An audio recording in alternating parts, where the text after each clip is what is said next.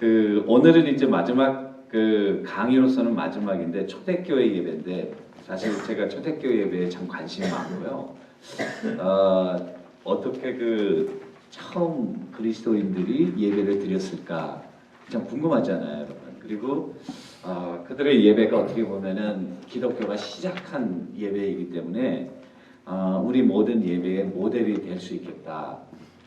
그런 의도에서 제가 이렇게 초대교회에 관심을 가지고 책도 읽고 또 연구도 하고 그런. 근데 오늘 뭐 한 시간에 사실은 이걸 한다는 건 impossible. 그렇지만 중요한 것들 그런 것들을 좀 같이 나누고 여러분들이 좀 질문 있으면 좀 하시고 그런 식으로 했으면 좋겠어요. 서론에서 예수님이 유대인이었다는 사실 굉장히 중요합니다. 예수님이 유대인으로 인간으로 오셨고요. 12제자들도 유대인이죠. 그러니까 예수님은 유대적인 전통에서 자라신 거예요.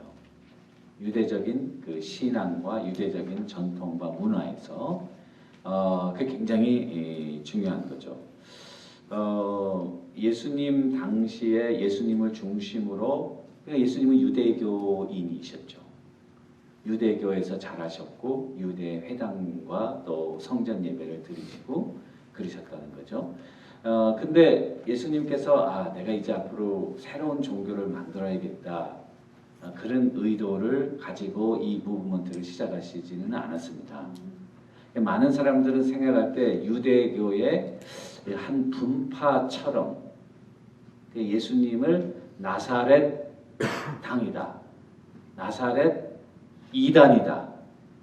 이렇게 이 얘기를 합니다. 사도행전 24장 5절에 보면 유대인들이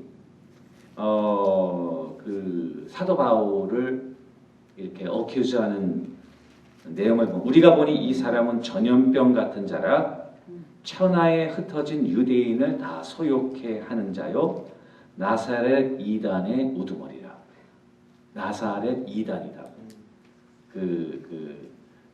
이단이라는 말이 sectarian movement에 그러니까 유대교 내에는요 이런 분파들이 많았어요. 여러분 잘 아는 분파 유대교에 무슨 분파가 있습니까? 바리새인들도 있고요. 사두개인들도 있고 다 분파입니다. 유대교에. 그 중에 하나가 이 나사렛 예수를 중심으로 한 그 분파들이 아니겠는가? 사람들은 처음에 그렇게 생각했어요. 근데 시간이 지나면서 분명해지는 사실이 있었습니다. 다른 모든 유대의 분파들과 다른 거예요. 어떤 면에서 다르냐면은 나사렛 예수라고 하는 사람이 메시아다라고 주장하는 유일한 그와 같은 종파가 바로 나사렛 이단들이었습니다.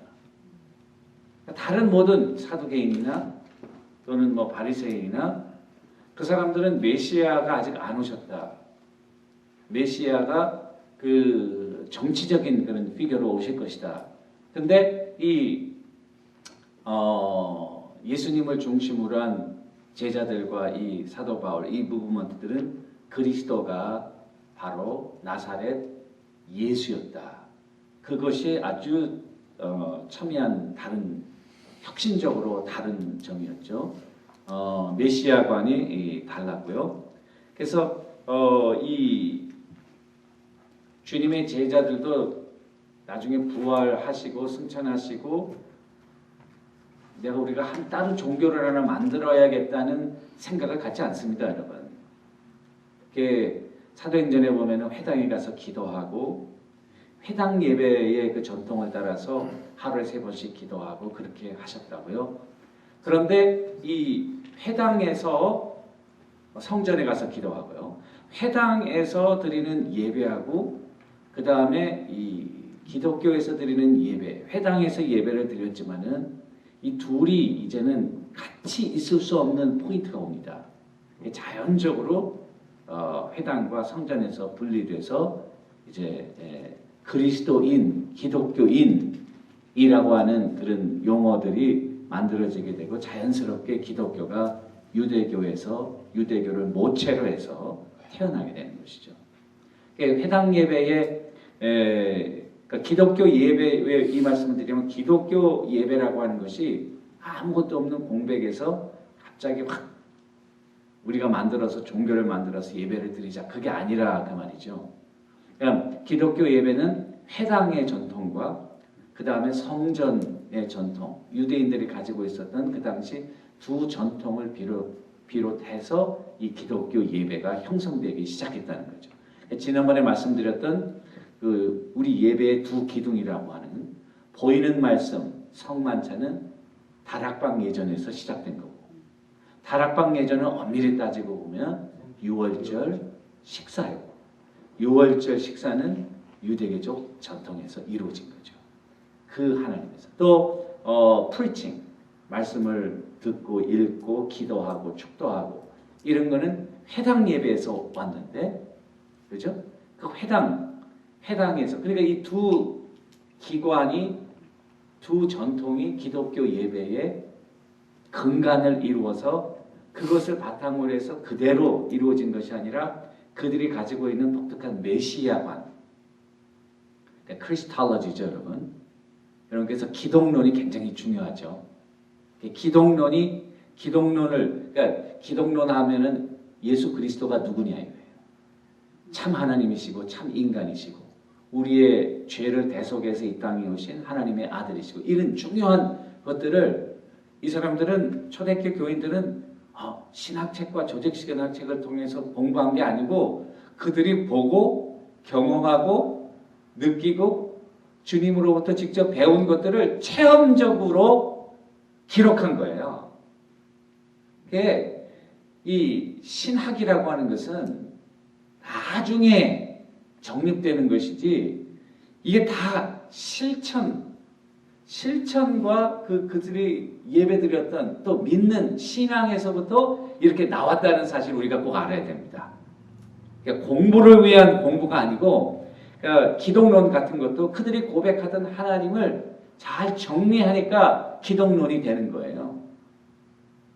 그런 의미에서 우리가 두 가지 그 인스티튜션, 유대의 인스티튜션을 생각해야 되는데, 하나는 성전이고 또 하나는 회당입니다. 먼저 성전과 회당에 대해서 조금 살펴보고요. 그 다음에 이제 기독교 예배에 대해서 조금 살펴보고, 마지막으로 초대 기독교 예배의 특징이 뭔가, 그런 세 가지를 중심으로 이렇게 말씀을 생각해 보려고. 목사님, 네. 아침부터 죄송한데 질문인데 뭐냐면 그 바울의 사도행전 9장에서의 그 사건을 네. 개종의 사건이 아니라 회심의 사건이다. 뭐냐면 그 전혀 어떤 거에서 수습하는 게 아니고 유대교에서 관점만 바뀌었다는데, 그 개종과 회심 그 영어로 좀 말씀해 주시고, 그 바울의 그것이 사울이 바울 되는 그 과정이 개종인지 회심인지 두 개 다인지, 유대교에서 기독교 넘어가는 과정, 그게 그렇게 되면 설명이 될 것 같아요. 네. 컨버전이냐 아니면은 유대교에서 기독교로 바뀐 것이냐, 여러분 어떻게 생각하세요? 제가 아까 서론에서 말씀드린 것 같이 생각하면 회심이죠. 근데 예수를 안 믿었단 말이에요. 예수 안 믿었죠. 그러니까 보세요. 그 사도행전 9장에서 주 예수의 죄 사함을 받고 주 예수의 이름으로 세례를 받으라. 그 예수의 이름으로 세례를 받으라고 하는 것은, 이제 마태복음이나 사도행전에 가면은 성부, 성자, 성령의 이름으로 세례를 받는데, 예수의 이름으로 세례를 받으라고 한 것은 이미 그들은 하나님을 믿고 있는, 그죠? 구약의 하나님은 신약의 하나님이거든요. 구약의 성령님은 신약의 성령님이거든요. 그러니까 이들은 성부와 성령에 대한 이미 생각이, 사도 바울도 다 가지고 있는 거예요. 다만 그가 반대했던 것은 이 기독교인들이 예수가 메시아라고 그러는 거예요. 이거는 아니라는 거죠. 사도 바울은, 사울은 그 당시에는. 그러니까 하나님을 모욕하는 거야. 모독하는 거야. 신성모독이야. 어떻게 인간이 그가 자신이 하나님의 아들로 메시아라고 얘기할 수 있나? 그게 사도 바울이 반대했던 것은 하나님을 부정한 게 아니죠. 성령님을 부정한 게 아니죠. 그들이 믿는 예수가 메시아가 아니라는 거죠. 그런데 주님이 기적적으로, 초월적으로 간섭하셔서 내가 바로 네가 핍박하는 예수인데 하나님의 아들이고 부활하신 구세주라는 것을 그에게 revelation, 계시한 것이죠. 그런 의미에서 저는 컨버전이라고 보고 사도 바울이 가지고 있던 구약에 그래서 여러분 사도 바울이 가는 데마다 설교한 유대인을 중심으로 설교한 내용은 뭡니까? 예수가 그리스도다고. 그게 신앙 고백이죠. 예수가 그리스도. 그건 유대인들에게 먹히는 이야기입니다. 유대인들에게. 이방인들은요. 메시아라는 개념이 없어요. 그러니까 예수는 주시다. 그 로마 시대의 황제와 또 그 절대자 하나님에 대한 하나님의 칭호를 예수님에게 붙인 거죠. Lord라고 하는 거. 그러니까 God라는 그 구약의 God라는 말 아닙니까? 그거를 헬라어에서 Lord라고 번역하고 그걸 우리말은 주로 번역하고. 그러니까 예수님이 바로 하나님, 주시다. 그것이 예수님의 신성을 고백하는 그와 같은 신앙 고백이 되는 거죠. 신앙 고백의 형태가 메시아에서 주로 바뀌는 것은 유대적인 백그라운드를 떠나서 이방의 백그라운드를 갖기 때문에 그렇게 된 거죠. 그래서 예수 그리스도 주, 예수 그리스도 하는 것을 유대교적인 신앙 고백, 그것이 주. 그러면 이거는 유대인이고 또 이방인인 모든 것들을 통틀어낸 신앙 고백. 한마디로 초대교회 신앙 고백을 통틀어서 얘기하면 예수 그리스도 주. 예수가 그리스도이시고 바로 주이시다. 이게 바로 그 신앙 고백이 되는 거죠. 따라서 대답이 좀 됐는지 모르겠어요. 몰라요. 그게 다르는 거예요? 아니면 뭐 회심 개정 그게 다 포함되는 거예요? 그러니까 나중에는 그게 개종이 됐겠지만은 처음에는 개종일 필요가 없죠. 그 관점을 바꿔주면은 구약적인 관점에서 그리스도를 메시아로 보면 그것이 바로 옳은 건데 사도 바울은 그 복음을 전하다 보니까 그 자체가 하나의 기독교라고 하는 기독교 당이라고 하는 크리스천이라고 하는 기독교 당이 되면서 자연스럽게 이렇게 하나의 종교가 된 거지. 지금서부터 we start a new religion 그거 아니죠. 그거는 예수님도 아니고 사도 바울도 아니고 제자들도 아니에요. 네. 목사님 어제 그 환상 보신 게 딱 맞는데요. 네. 엑소스 물고기. 예수 그리스도 하나님의 그런가 봐요. 엑소스 맞아. 그 물고기 표시가 예수 그리스도 하나님의 아들 메시아 소텔 구원자. 그 말이 그 물고기라는 뜻이잖아요. 근데 그 물고기 환상이 우리 교회를 위한 축복의 물고기예요. 최영호 집사님이 지난주에 15,000불 헌금하신 집사님이 식당에 오셨는데 그 나머지 채기 2장 온다리면서 몰개지다 페이오프 시키자고 그렇게 말씀하시더라고요. 할렐루야. 얼마나 감사하시죠. 할렐루야. 우리 물고기지. 아니요. 저는요 큰 물고기는요 아주 좋은 뜻이에요. From my experience. 네. 그래서 먼저 성전의 그런 위치를 한번 생각해보고 두 번째 회당의 위치를 생각해보면 성전이라고 하는 것은 유대인들의 그 영적인 생활의 중심지다. 네. 성전은요 그들의 마음의 고향이에요. 디아스포라를 가서도 늘 하나님의 성전은요 다니엘도 성전이 무너지고 회파돼서 포로로 끌려갔지만은 성전이 있는 예루살렘을 향해서 문을 열고 무릎을 꿇고 하루에 3번씩 성전에서 기도하는 그 습관대로 성전이 무너졌지만은 그 성전이 우리 마음의 영적인 고향 하나님이 임재하시고 하나님이 그곳에서 왕이 되시고 우리는 그의 백성이 되시고 하나님이 통치하시는 그 작은 에덴 동산 이 땅 위에 죄로 말미암아 에덴 동산에서 쫓겨났지만은 하나님이 우리의 아버지가 되어주시는 그 마음의 고향이 바로 성전이었거든요. 유대인들에게 성전은요 너무너무 중요한 거예요. 유대인들은 12살이 되면은 바미츠바에서 성전에서 예배를 드리고 또 6월절을 이제 지킬 수 있고 이 주님도 12살 되던 해에 6월절을 지키러 예루살렘에 갔다. 그래서 바미츠바라고 하는 그래서 바라고 하는 말은 son, 미츠바라고 하는 것은 law, 그러니까 율법의 아들이 되었다. 12살이 되면은 바미츠바는 율법의 아들, 하나님의 말씀의 아들, 말씀에 이제 네가 말씀을 순종하고 이 말씀을 보호하고 보존하는 그와 같은 나이가 됐다. 12살이 되면 이제 이 말씀 앞에 you are responsible for this law. 하나님의 그 커맨먼트에 대해서 네가 그것을 갖질 나이가 됐다. 그게 성인이에요. 이스라엘에서는.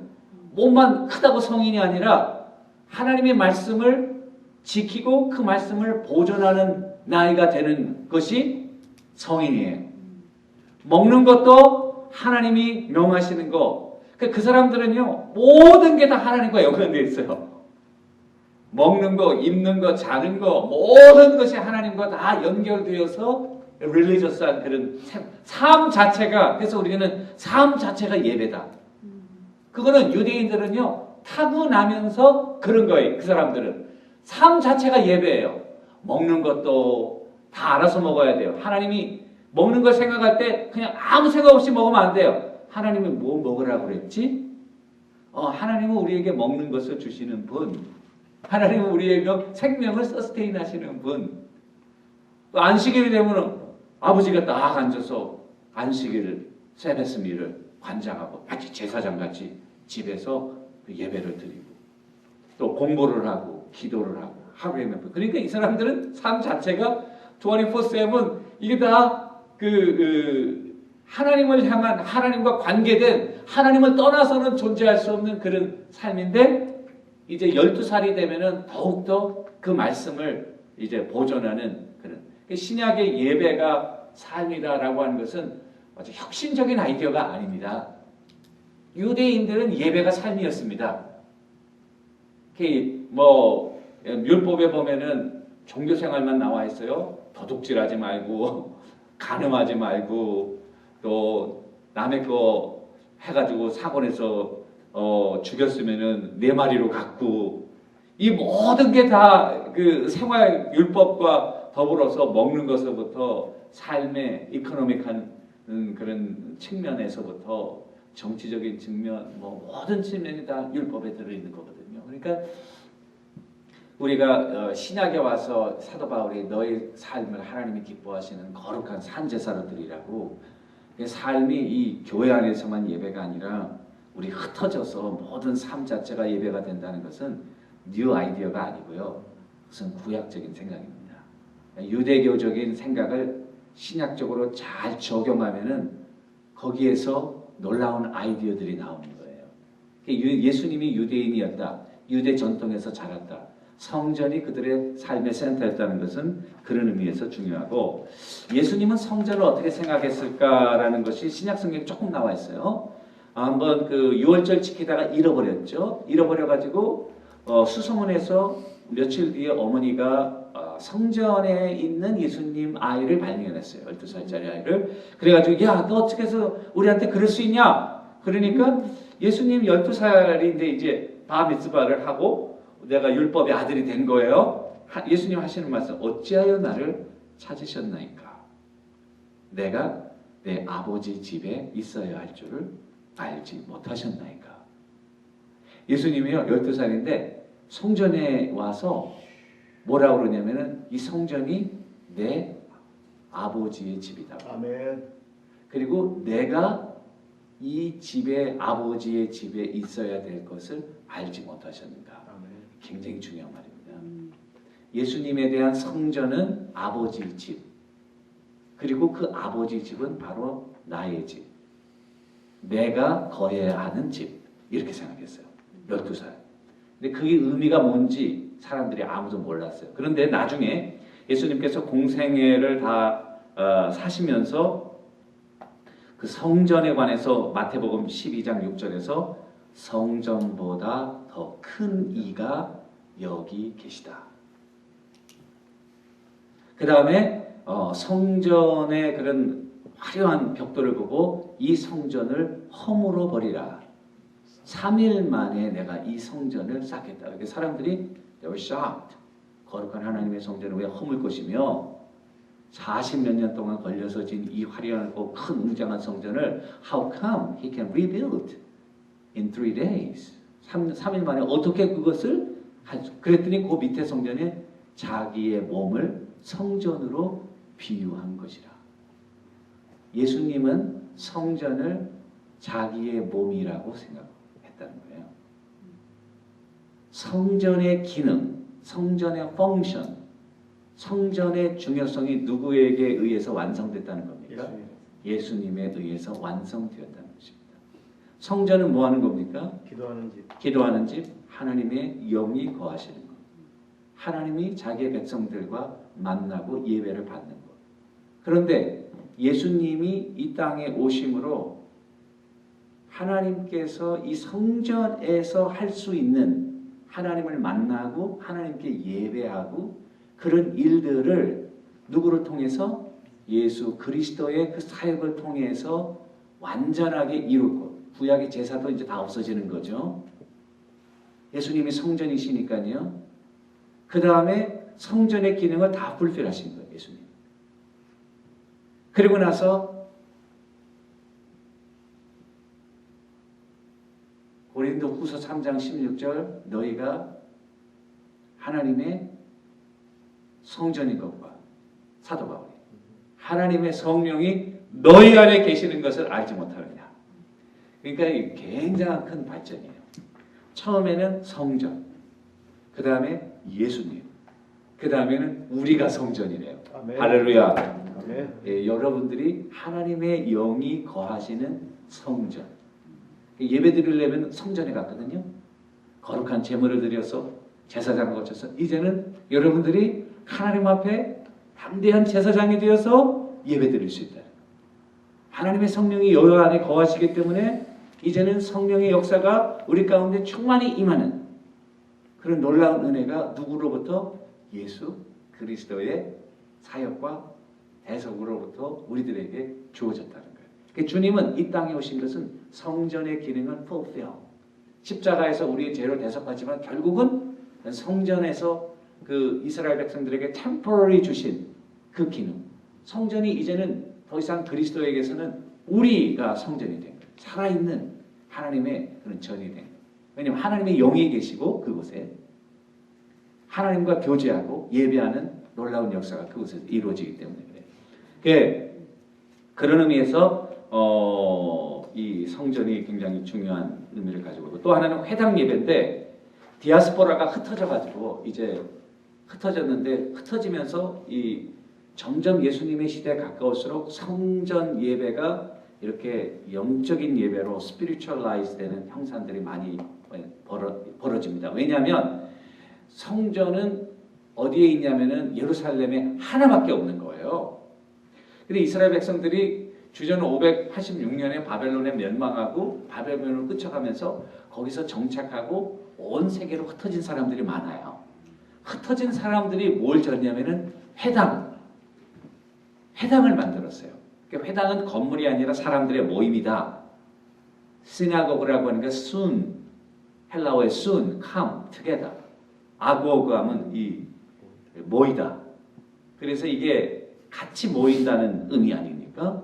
그래서 이 회당이 말이죠. 영적인 그런 센터도 되면서 또 커뮤니티 센터처럼 유대인들이 함께 모이는 그런 곳이 되었어. 거기서 드려드는 예배들, 그런 예배들이 이제 신약 성도들의 예배에 큰 영향을 미치는데 우리가 얘기했던 듣는 말씀의 대부분 예전들은 그 당시 시나고그를 예배에서 많이 기원한다는 것을 알 수 있고요.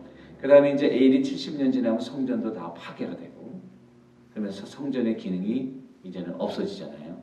성전이 없어진다고. 그러니까 예루살렘에 성전이 없는 거예요. 그러니까 이제는 그 예배들이 스피리추얼라이즈 되면서 자연적으로 이런 그 기독교 예배가 형성되는 그런 기초가 마련되는 것을 알 수 있습니다. 예수님도 회당에서 늘 안식일에 말씀을 가르치시고 거기서 기도하시고 예배드렸어요. 사도 바울도 전도할 때 보면은 사도행전에 보면은 그 포인트 오브 컨택, 그 컨택하는 그 접촉점이 회당인 것을 알 수 있습니다. 가는 곳마다 회당이 있으면 회당에 가요. 가서 그들이 가지고 있는 구약의 그런 백그라운드를 중심으로 해서 바로 그 메시아가 예수다라고 증거하면서 거기에서 복음을 전하니까 유대인들이 너무너무 싫어하는 거죠. 쫓아다니면서 사도 바울을 핍박하고 유대인의 전염병 같은 사람들은 얼마나 얘기했으면 너 전염병이라고 얘가 가는 곳마다 이상한 무브먼트를 일으켜가지고 우리 유대인들을 받지도 못할 이상한 그런 교훈을 받게 한다는 그런 얘기를 하면서 사도 바울이 고난을 많이 받았어요. 회당이 없는 곳에는 회당 이전에 기도처라는 곳이 있어요. 사도행전 16절에 보면은 아직 10명이 안 되는 거죠. 그러니까 거기서 여자들이 모인다든지 남자 10명이 모여야 회당 하나가 형성되는데 필리포 교회는 그 자주장사 루디아 남자 같은 여자가 있었어요. 아주 비즈니스도 잘하고 홀로 된 여자인데 아주 그 리더십이 있고 그 사도 바울의 그런 미니스트를 아주 풀리 서포트했던 그 여자. 근데 그 기도처에서 사도 바울을 만나게 되고 너가 우리를 하나님의 사람으로 아는데 우리 집에 와서 머물러라. 그러면서 복음을 전하라. 거기에서 귀신 들린 여정을 고치고 감옥에서 놀라운 기적의 역사가 일어나서 간수가 회개하고 빌립보 교회가 거기에서 형성되는 거죠. 그런 거 보면은 회당이 굉장히 중요한 역할을 하고 있다. 그래서 성전과 회당이 초대 기독교 예배의 근간을 이루고 있다. 이렇게 보시면 되겠어요. 자, 그러면 회당 예배의 순서는 회당에서 어떻게 드렸냐? 탈무드에 보면은 예배 원칙을 보면 먼저 하나님을 찬양하고 그리고 기도하라. 회당에 들어가면 먼저 찬양하고 기도해요. 우리 오늘 이렇게 조그만 예배 형식으로 지금 시작하는데 뭐 했어요? 문학배 목사님이 나와서 찬양하시고 우리 윤지선 사모님이 나와서 기도하시고 이게 다 회당 예배 순서예요, 여러분. 지금 하는 순서들이 가만히 보면 다 회당 예배 순서들이에요. 기도는 두 부분으로 돼 있어요. 해당 예배 기본은 하나는 창조를 주제로 해서 하나님이 자기의 백성들을 사랑하시고 그리고 하나님의 백성들이 하나님에 대한 사랑을 충성하는 그래서 이렇게 창조와 하나님의 백성들의 그런 사랑에 대한 그런 기도를 드리고 두 번째 부분에서 18 benedictions 18가지의 축도를 했어요. 그 18가지의 축도의 내용은 제가 이렇게 복사를 해왔어요. 보시면은 창조주에 관한 거, 또 삶에 관한 거, 또 원수들에 대한 저주 이런 것들이 18가지 제목들을 같이 기도했어요. 그런데 유대인들하고 또 기독교인들하고 초창기에 이 회당에서 같이 예배를 드렸거든요.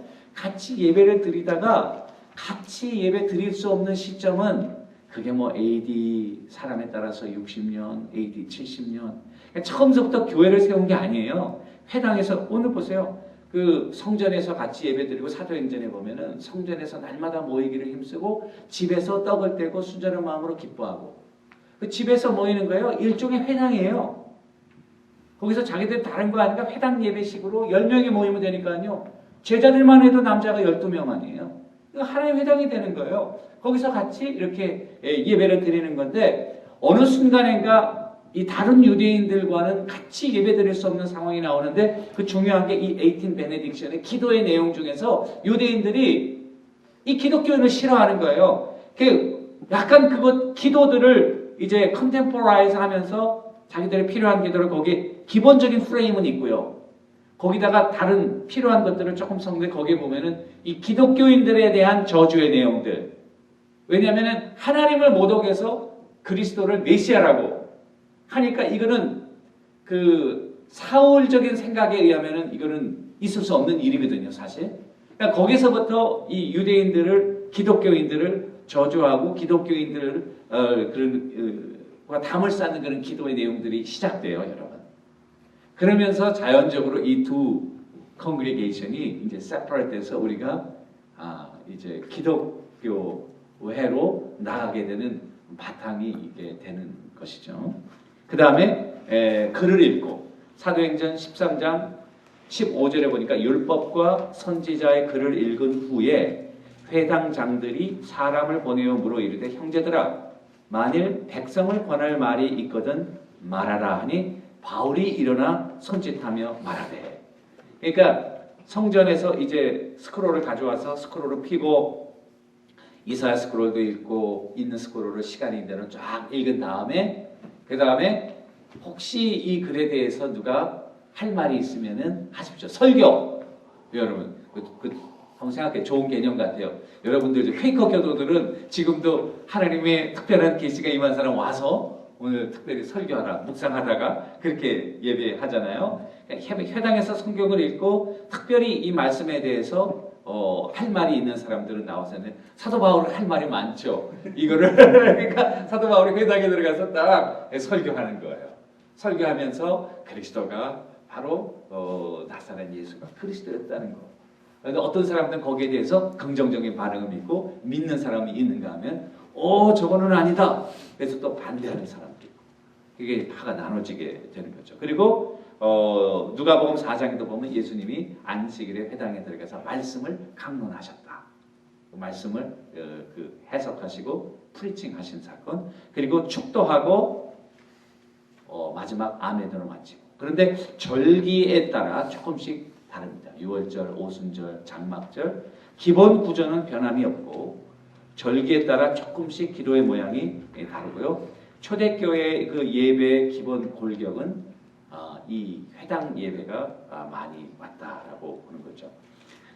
참고적으로 이 기독교 초대 예배의 그 예배가 어떻게 형성됐는가를 알려면 돔 그레고리 딕스라고 하는 사람이 The Shape of Liturgy, The Shape of Liturgy라는 책을 썼어요. 좀 두꺼운 책인데 그 초대교회 예배가 어떻게 그런데 제가 말한 그 요지가 핵심입니다. 두 가지다. 마가의 다락방 예식과 말씀 예식인데 마가의 다락방 예식에서 성찬식이 왔고 회당 예배에서 우리 그 말씀 예전이 왔다. 그 내용입니다. 그래서 이제 신약 성경에 나타난 예배를 조금 초대교회 그러니까 초대교회 예배라고 하는 것은 신약 성경에서 예배적인 요소를 추려가지고 초대교회에서 이렇게 왜냐하면 이 신약 성경이 예배서가 아니거든요. 어떻게 예배드리라 이 북 오브 월십이 아니라고. 그러니까 우리는 사도 바울이 중간중간에 얘기하다 그런 초대교회에 드렸던 예배적인 찬송도 어떨 때는 인용하고 사도 바울의 편지에서 또 어떨 때는 기도의 내용도 인용하고 그런 것들을 우리가 추려가지고 초대교회에서는 이런 찬송을 불렀겠구나. 초대교회에서는 이런 기도를 했겠구나. 이런 설교를 했겠구나. 초대교회 보면 설교의 내용들이 또 성경에 나와 있거든요. 그래서 그걸 우리가 추론하는 거예요. 그러니까 어떻게 보면은 굉장히 fragmentary, 전체적인 그런 월십을 보여주지 않고 이렇게 단편적인 것들을 보여준다. 근데 그거 한계예요, 여러분. 우리가 그렇게 추정할 수밖에 없어요. 그렇게 한 것 이유 중에 하나는 예배가 안디옥 교회에서 예루살렘에서 또는 빌립보에서 고린도에서 한 폼으로 들려진 예배가 아니에요. 여러분 고린도 교회 예배는요 완전히 저는 성령 예배였어요. 성령 예배. 예언이 있고 방언이 있고 시와 찬송과 뭐 이런 예배. 예루살렘 예배는 조금 다랐을 거고 안디옥 예배 또 로마 예배. 안디옥 굉장히 중요한데요. 안디옥은 지금 터키에 있어요. 안디옥 시리아 안디옥은 기독교의 요람입니다. 여러분 한번 혹시 성지를 가시면 시리아 안디옥의 그 안디옥 교회가 어떻게 되어 있는지 저도 한번 꼭 가보고 싶어요. 근데 그 안디옥 교회에서 사도 바울 최초의 이방인 교회예요. 유대 지경을 넘어서 이방인들이 모인 교회. 뭐 사마리아나 그런 데는요 다 지역은 넘었지만 다 유대인들이라고요. 근데 안디옥에서는요 헬라말을 하는 사람 기독. 지금으로 얘기하면 영어로 예배를 드리는 한국어 회중들이 있었다고 말이에요. 그러니까 그 문화적인 언어적인 배리어를 넘은 최초의 교회인데 거기에서 사도 바울이 바나바와 세계 선교를 시작하고 그 교회에서 모든 교회가 세워지기 때문에 빌립보나 뭐 고린도나 그 골로새나 그런 교회의 모델은 안디옥 교회의 사도 바울이 가지고 있었던 모델이 그 모델이라고 생각하면 돼요. 그러니까 굉장히 우리 서구 교회에는 영향을 많이 미친 거죠. 첫 번째는 기도인데요. 기도는 두 가지로 나눌 수 있어요. 기도는 개인 기도하고 그리고 공중 기도예요. 근데 개인 기도는 뭐 개인이 하는 기도이니까요. 여기서 특별히 다룰 건 없을 것 같아요. 예수님은 삶 자체가 기도였다는 거 다 아시고 기도로 시작해서 기도로 마치셨어요. 또 뭐 산상기도도 하셨고 철야기도도 하셨고 새벽기도도 하셨고 금식기도 하셨고 우리가 하는 모든 기도는 다 예수님의 기도에서 우리가 온 거예요. 그러니까 공적인 기도는 뭐가 있냐? 공관복음의 공적인 기도를 보니까 마태복음 18장 19절 20절 진실로 너희에게 이르노니 너희 중 두 사람이 땅에서 합심해서 무엇이든지 구하면 하늘에 계신 내 아버지께서 그들을 위하여 이루게 하시리라. 두세 사람이 내 이름으로 모인 곳에는 나도 그들 중에 있겠다. 그러니까 두세 사람이라고 하는 것은 한 사람 이상 주님의 이름으로 모여서 함께 기도하는 아주 원시적인 예배의 모임이 되는 거예요. 내가 그 중에 함께 있겠고 그 기도를 내가 듣겠다. 또 사도행전에 보면은 초대교회 오순절 강림 이후에 교회 초대교회가 형성되기 전에 마가다락방에서 함께 모여서 뭐 했죠, 여러분? 기도했죠. 120명이 모여서 함께 한 마음으로 뜨겁게 기도하는 가운데 성령의 충만함을 입었어요. 그래서 이제 교회가 형성되기 시작하는데 사도행전 2장 42절 오늘 본문 보니까 사도들의 가르침을 받아 서로 교제하고 떡을 떼고 오로지 기도하기를 힘썼다. 네. 또 사도들이 핍박 가운데 옥에 갇혀 있을 때 베드로가 옥에 갇혀 있을 때 성도들이 뭐 했죠? 한 마음으로 모여서 기도했죠. 기도했더니 옥문이 열려지는 놀라운 역사가 일어나게 되었다는 거죠. 그러니까 이제는 함께 모여서 예수 그리스도의 이름으로 기도하는 그런 그 예배의 모습을 우리가 성경에서 찾아볼 수 있고요. 하나 또 놀라운 것은 자, 기도의 내용하고 특징인데요. 기도의 대상은 전능하신 하나님이죠. 성부 하나님. 유대교도 마찬가지예요. 하나님 앞에 기도하는 거예요. 전능하신 창조주 하나님, 우리에게 먹을 것을 주시는 하나님, 우리를 구속하신 하나님, 선지자를 보내고 말씀을 주신 하나님, 우리를 악과 죄에서 건지시는 하나님, 이런 내용이죠. 하나님, 성부 하나님. 사도행전 4장 24절 그들이 손을 들고 한 마음으로 하나님께 소리 높여 이르되 대주제여 천지와 바다와 그 가운데 만물을 지으신 이시요. 창조주 하나님, 성부 하나님에 대해서 얘기하고 있고요. 놀라운 것은 기도의 대상이 성자 예수님도 기도의 대상이 되고 있다는 것입니다. 사도행전 13장 1절 그들은 예수님을 예배하였다고 기록하고 있는데요. 사도행전 13장 1절 초대교회 7 집사 중에 리더 최초의 순교자 스데반 집사님 기도 내용 보면은 누구께 기도하죠? 예수님께 기도합니다. 그러니까 기도의 대상이 예수님의 이름으로 기도하지만 그러나 예수님도 우리의 구원자로서 예배의 대상이 되고 있다는 거죠. 이게 굉장히 다른 점입니다. 예수님의 위치가 언약의 하나님과 같은 위치를 가지고 있다.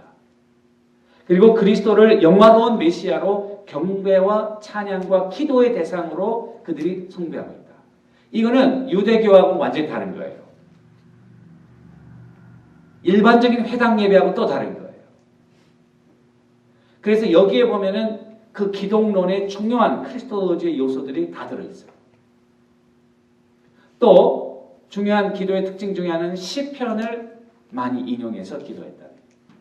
시편은 성전에서 쓰이는 찬송가입니다. 찬송을 기도의 내용으로.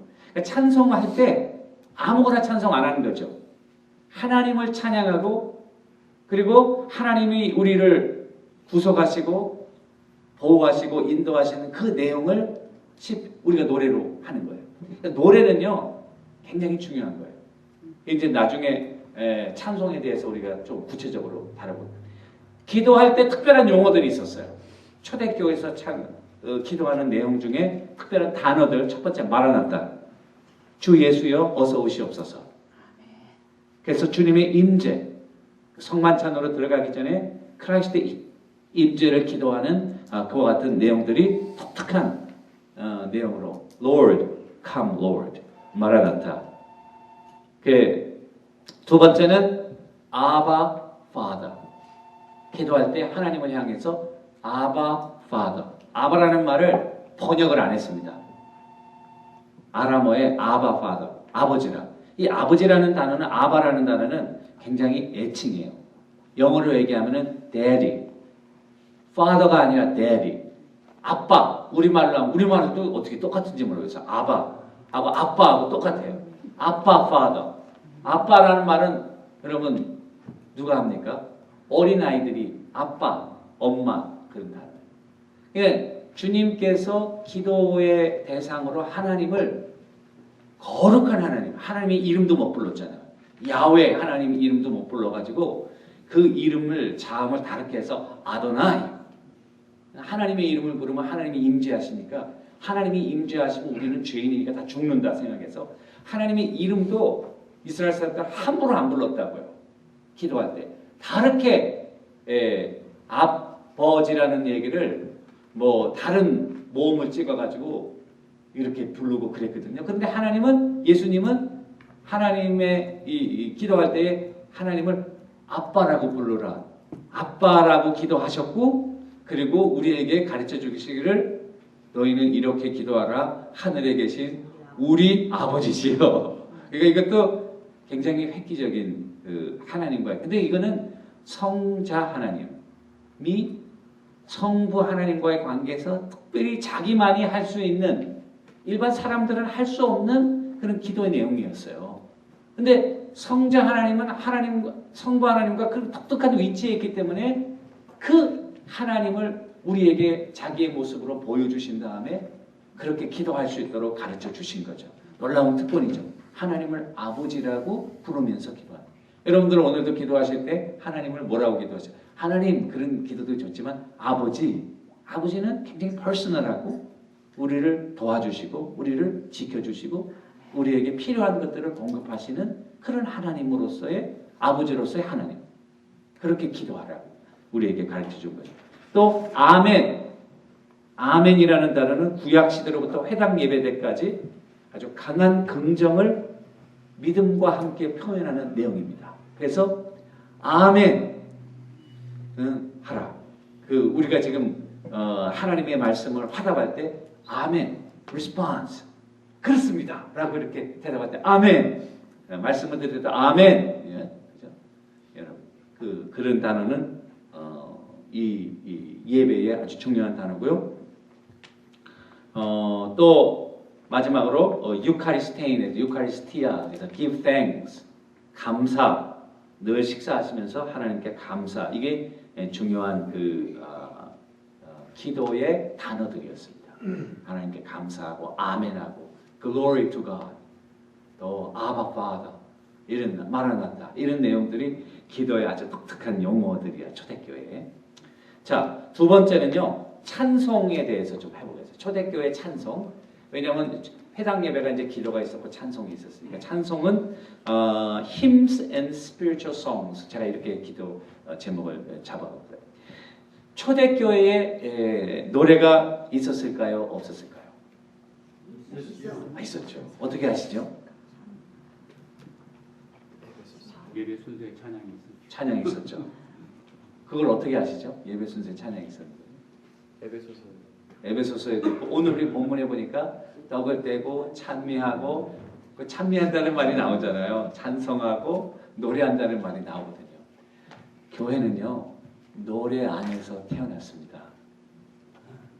뮤직이 없는 음악이 없는 그런 그 예배와 기독교는 없어요. 왜냐하면 우리 인간이 여러분 기분 좋으면은 자기도 모르게 콧노래. 예, 응? 자기도 모르게 하나님에 대한 찬양도 나오고 흥얼거리고 우리 인간이 이게 감정적인 동물이거든요. 그러니까 이 찬양은 기독교 예배는 찬양 속에서 태어났다라고 해도 과언이 아닙니다. 찬양은 어떤 종류가 있냐면은 근데 이 초대교회 감격이 너무 넘쳤어요. 사도행전 2장에 나타나는 그 감격은 모여가지고 그냥 할 일이 없어가지고 한 게 아니에요. 야, 우리 어떻게 안 모이냐?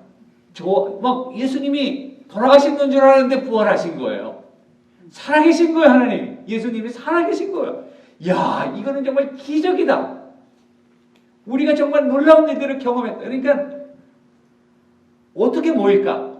모이면은 할 일 없어가지고 얼굴 쳐다보고 심각하게 신학적인 토론한 것이 아니라 떡을 떼면서 먹고 잔치하고 또 찬양하고 또 기도하고 그런 가운데 하나님의 정말 성령이 임하고 놀라운 역사가 거기서 이루어지니까요. 이 찬양은 뭐 너무나도 자연스러운 결과였다. 이렇게 보이고요. 사도행전 2장에 보면은 네, 그러기 때문에 네. 현재 음악대학에서 네. 우리 성경과 네. 악기와 어. 모든 것을 다 이 구약에서 몇천 년 전에 거 그렇죠. 이걸 가르친다고 그래요. 네, 군대에서. 네, 네. 네. 그게 이제 우리 성경의 역사가 너무 음악에 대해서 너무 깊으니까. 그렇죠. 예. 예. 예. 뮤직이 예. 요즘은 절에서도요. 찬불가 만들었어요. 기분 나쁘더라고. 기독교에서 우리도 배워야 된다고 그래가지고 불경학교도 만들고 여름 불경학교. 그런 것도 만들고요. 그 원불교 받더니요. 퓨가 꼭 교회같이 생겼어.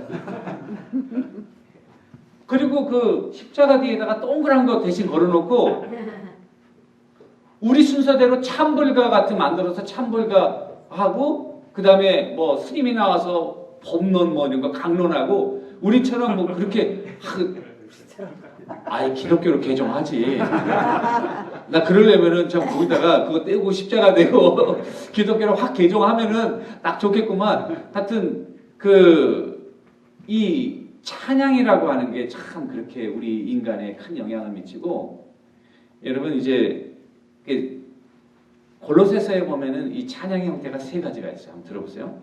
그리스도의 말씀이 너희 속에 풍성히 거하여 모든 지혜와 피차 가르치며 모든 지혜로 피차 가르치고 시와 찬송과 신령한 노래를 부르며 이렇게 되어 있어요. 그래서 이 시라고 하는 것이 psalmois, 그 다음에 hymnois, udais. 그래서 이것이 이 찬송, 그 다음에 신령한 노래는 udais, pneumatikaios. 그래서 그 영적인 노래. 그 다음에 hymnois 하면 hymn. 그 다음에 psalmois 하면 psalm. 이렇게 되어 있어요. 그래서 세 가지가 있다는 걸 알아요. 첫 번째는 시편가, 두 번째는 찬송, 그리고 세 번째는 spiritual song. 그러니까 이거 세 개를 구분하는 거예요. 그러니까 시편과 찬송과 영가, spiritual song을 구분하라. 이게 힘들어요. 이걸 어떻게 구분할까? 그런데 정확하게 뭐 칼로 쫙 째듯이 이게 시편이고 이게 찬송이고 이게 영가다. 이렇게 구분하기는 힘들지만 대강 구분할 수 있어요. 어떻게 구분할 수 있냐면 시편가는 뭘까요? 시편. 구약의 시편을 노래로 하는 거예요. 원래 시편이 노래였으니까요. 그러니까 여러분 시편을 우리는 지금 시편을 편지 읽듯이 줄줄줄 읽죠. 그렇지만 이 시편이 뭐라는 걸 꼭 잊지 말아야 됩니까? 노래였다는 거. 그래서 우리 장로교의 그 예배서에 보면은 이 시편을 그 찬투로 이렇게 노래할 수 있도록 음료를 만들었습니다. 그렇기 때문에 저 시편은 이제 다윗의 대부분의 다윗의 노래지만 네. 거기에 보면 셀라라고 하는 말이 나오는데 네. 결국에 음악에 네, 그렇죠. 장단을 갖다가 네, 그렇죠. 것이기 때문에 네. 그걸 예. 바로 예, 그런 거죠. 그러니까 셀라. 그래서 그런데 시편을 이제 그 찬트가 한 8가지가 있어가지고 우리 장로교 그 책에 보면은 데일리 그 월십 서비스에 보면은 매일매일 시편을 읽고 그 시편을 이렇게 찬트에 맞춰서 노래처럼 부르게 돼 있거든요. 네, 아주 심플한 온율에 맞춰서 여호와는 나의 목자시니 내게 부족함이 없으리로다 뭐 이런 식으로요. 그런 식으로 해서 읽는 거예요. 그런데 그렇게 해서 제가 예배를 많이 드려왔어요. 우리 모임은 늘 예배 학도들은요 별나 가지고 그냥 예배 드리지 않고 우리 챈트로 예배 드리지 않고 시편 그렇게 해서 예배 드리면요 찬송가를 이 시편을 그냥 읽으면은 조금 시간도 많이 걸리고 지루한데요. 이렇게 챈트로 해서 읽잖아요. 이렇게 교독으로 하면요 금방 지나가요. 긴 시편도요 2편, 3편 아주 여러분 한번 해보세요. 집에 가셔서요.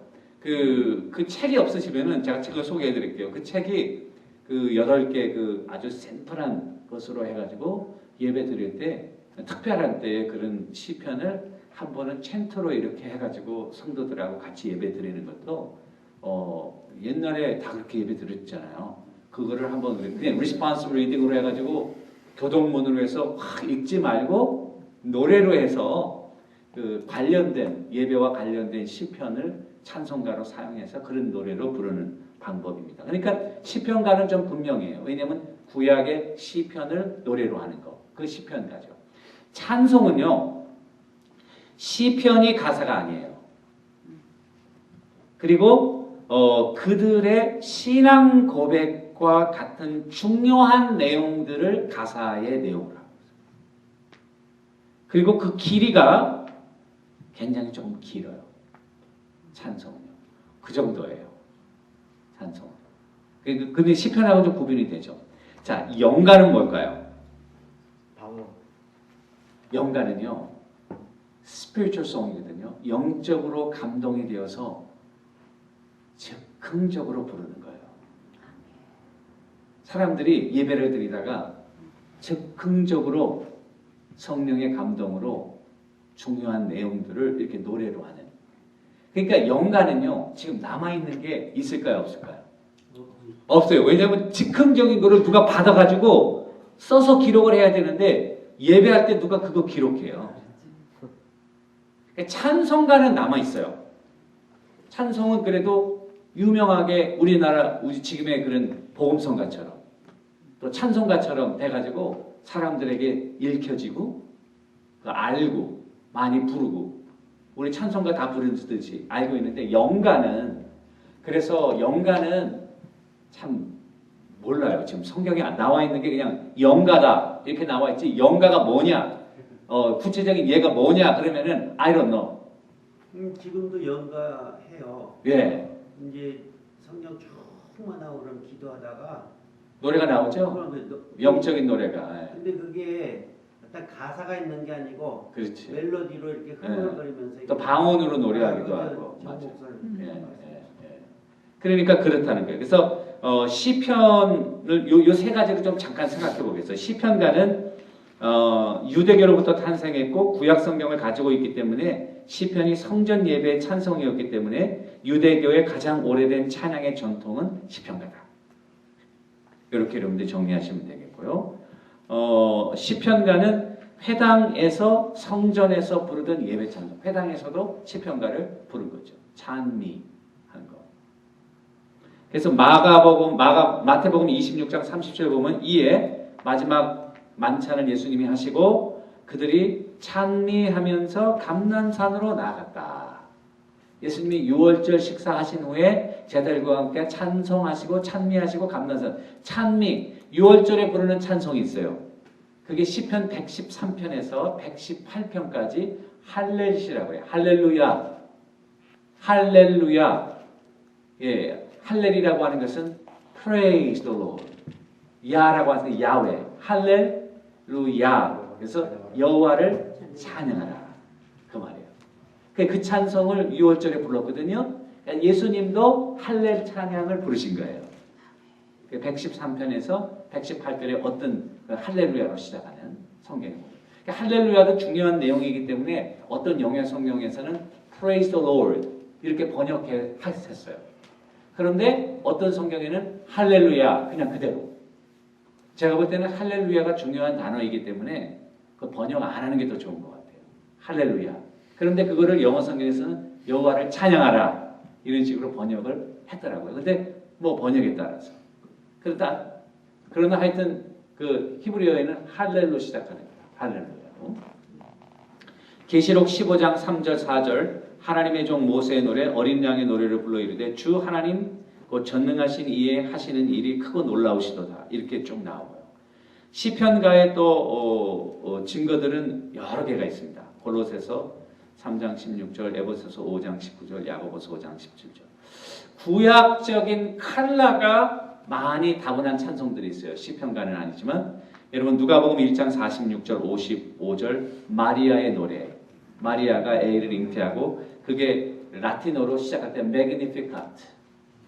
하나님의 그 magnificent한 것을 찬양하는 노래거든요. 그래서 그 라틴어의 첫 자를 따서 Magnificat라고 유명한 찬양입니다.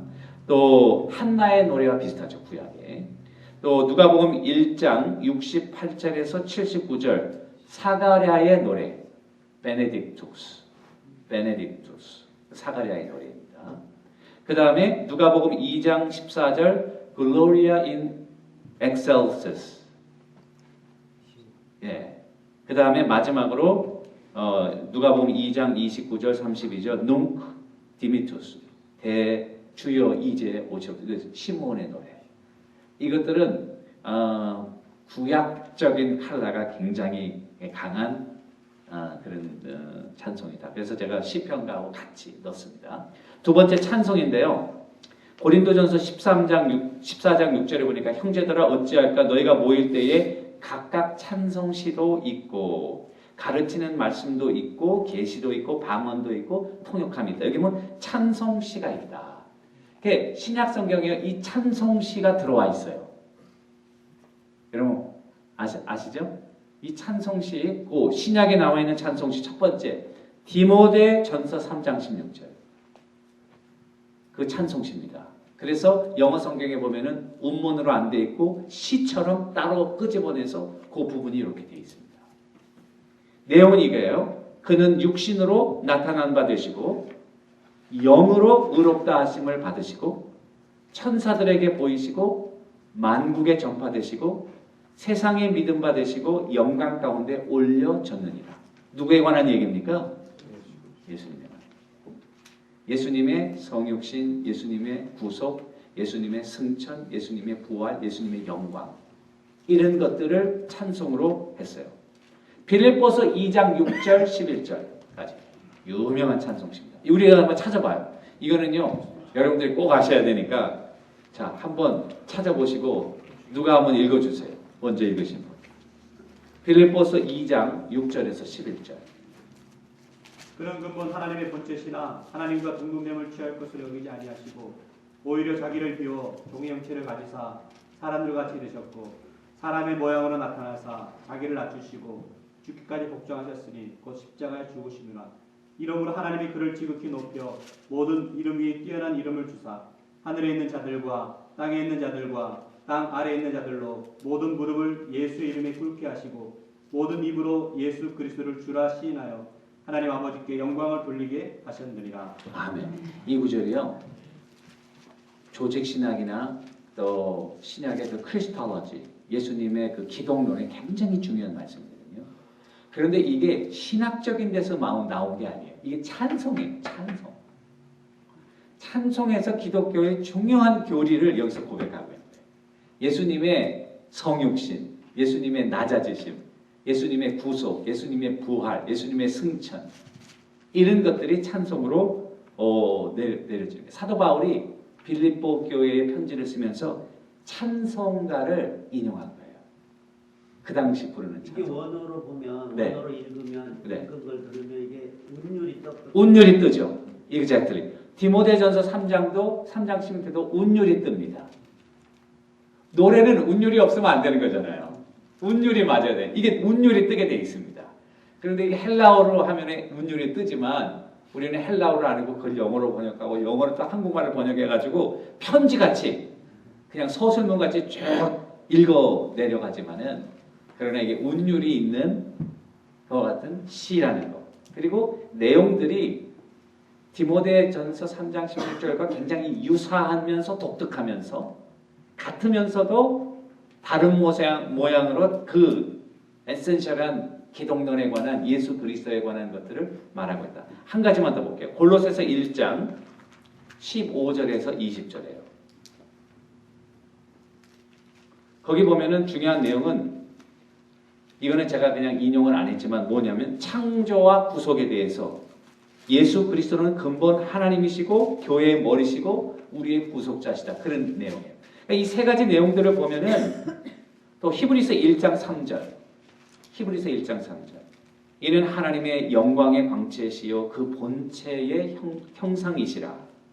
그의 능력의 말씀으로 만물을 붙드시며 죄를 정결케 하시는 일을 하시고 높은 곳에 계신 지극히 높으신 이의 우편에 앉으셨다. 이 찬송. 결론은 뭐냐면은 초대교회의 찬송은 그리스도에 관한 찬송이었습니다.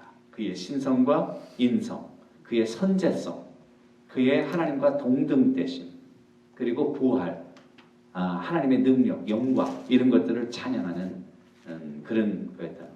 이런 것들이 이 기독교의 핵심으로 만들 이 핵심이 되었다는 것이고, 제가 왜 이걸 자꾸만 강조하냐면은 이게 교리를 이렇게 사람들이 만들어낸 게 아니라는 거예요. 그들이 찬양하던 것들을 교리로 체계화해서 그래서 신학과 그런 것들이 형성이 된 거예요.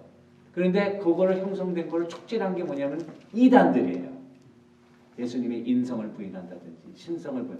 그러면은 우리의 그런 그 과거의 그런 믿음들을 해서 그런 것들을 해서 바운더리를 긋는 거예요. 이게 기독교다. 이거 넘어가면 안 된다.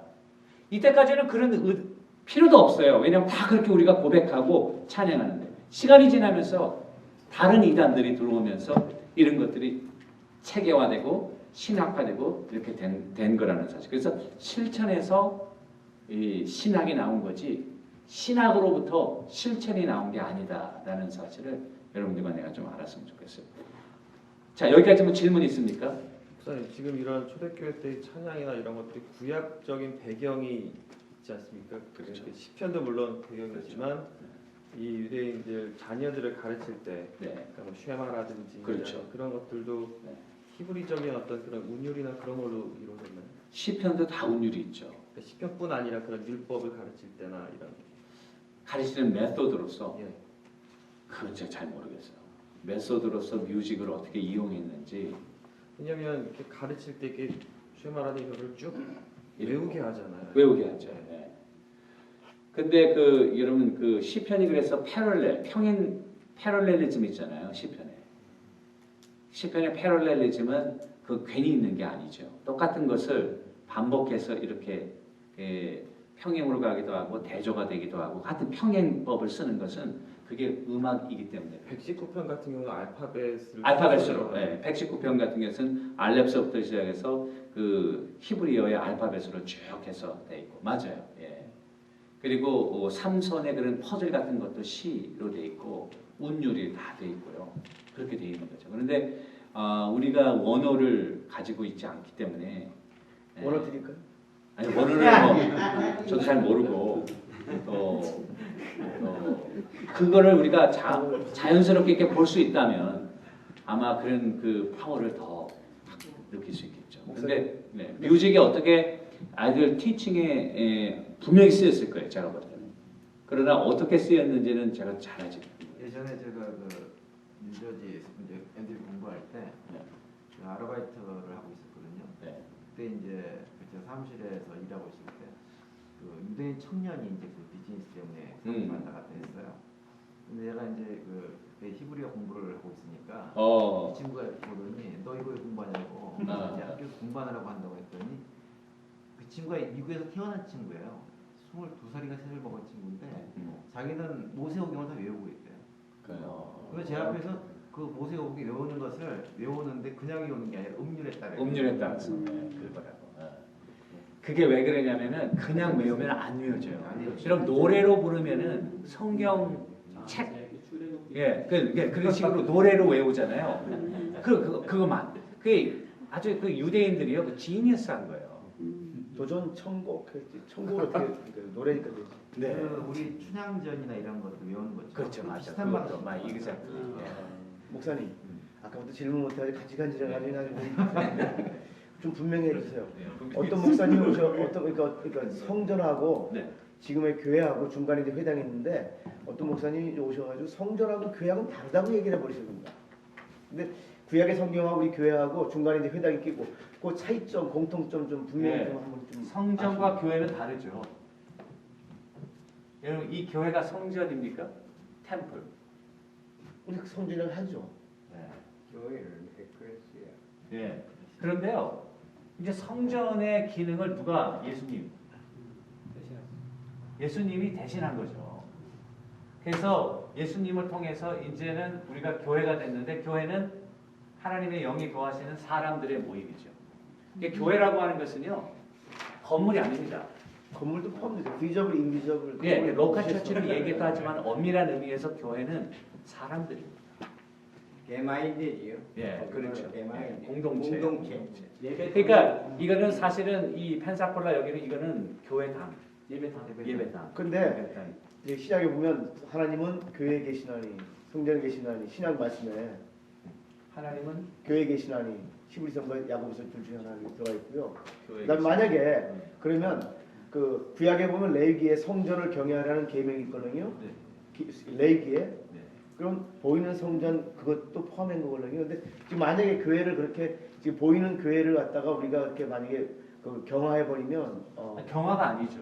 근데 이거 보이는 왜냐면은- 교회는 분명히 교회고 예수의 피로 가지고 산 교회가 믿음의 예. 공동체뿐만 그러니까 뭐 아니라 영적인 성전 그렇게 얘기하면 되지만은 성전이라고 하는 것은 템플은 이미 다 무너졌죠.